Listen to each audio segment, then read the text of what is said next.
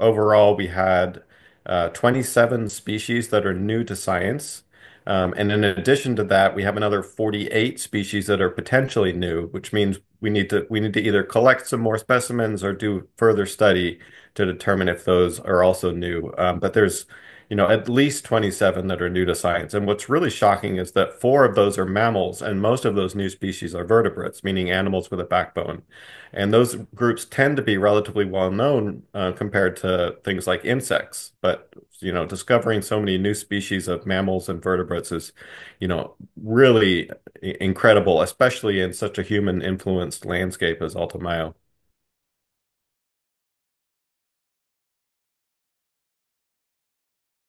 Probably my favorite of the new species discoveries is the blob-headed fish.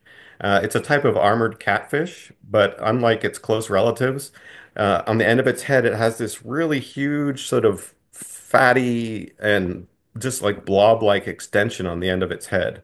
And the scientists have never seen anything like this, and really, it's a complete mystery as to what the purpose of this blob head is.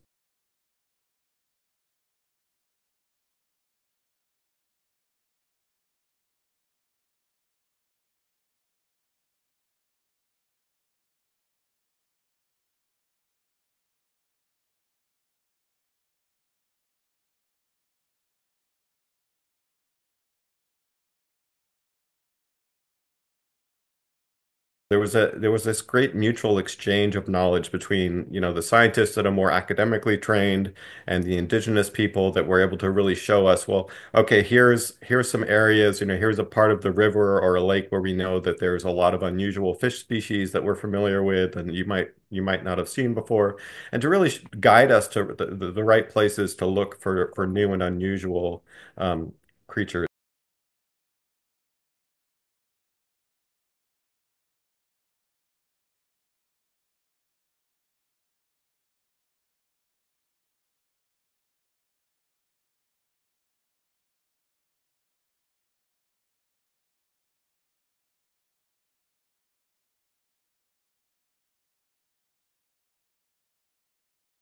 Unless there's action taken now to safeguard these places and to help restore parts of the landscape around them and build that corridor, there's a very high chance that they won't persist in the long term into the future.